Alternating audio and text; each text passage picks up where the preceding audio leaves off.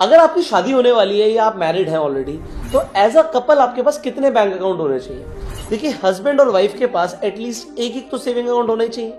अब saving account आपके पास है, आपकी सैलरी सेविंग अकाउंट में आती है, बट एज अ हस्बैंड आपके पास एक इन्वेस्टमेंट अकाउंट भी होना चाहिए। इन्वेस्टमेंट अकाउंट एक अलग बैंक अकाउंट होगा जिसमें आप जैसी सैलरी आएगी कम से कम 10%, और अगर आपकी सैलरी अच्छी है तो अप टू 40% तो डाल ही देंगे। अगर आपने मिनिमम 10% भी इन्वेस्टमेंट अकाउंट में डाला तो उससे आप अपनी एसआईपी कर सकते हैं, स्टॉक्स में इन्वेस्टमेंट कर सकते हैं। इनफैक्ट इन फ्यूचर अगर आपको प्रॉपर्टी खरीदी है तो भी यहीं से आएगा।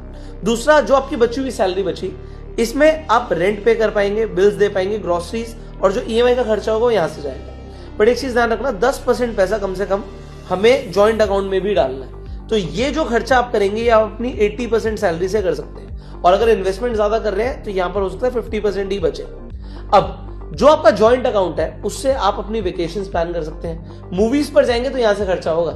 वाइफ कहती है ना चीज वाले पॉपकॉर्न लेने, कोल्ड ड्रिंक भी लेनी, यहां ले लें, क्योंकि जॉइंट अकाउंट में आप भी पैसा डाल रहे हैं और वाइफ भी इक्वली 10% पैसा डालेगी। और अगर आप डाइनिंग के लिए जा रहे हैं या कल को आपको कुछ वांट्स है आपकी, तो वो यहां से आपका खर्चा निकलेगा। फाइनली, अगर आप एज अ वाइफ वर्किंग है तो बच्चों का खर्चा आप उठा सकते हैं, और बची हुई अपनी सैलरी से आप गोल्ड, सिल्वर या डेट फंड्स में इन्वेस्टमेंट कर सकते हैं, जिससे आपका एक इमरजेंसी का कॉर्पस बनेगा। देखो, औरतें सेविंग्स में बहुत अच्छी होती है, ऐसा मेरा मानना है, ऐसा मैंने देखा भी है। तो वाइफ के पास सेविंग अकाउंट जरूर होना चाहिए। अगर आप वाइफ वर्किंग नहीं भी है तो ये हस्बैंड की रिस्पॉन्सिबिलिटी है कि जितना वो कमा रहा है उसका कम से कम वो 20% पैसा वाइफ को हर महीने दे।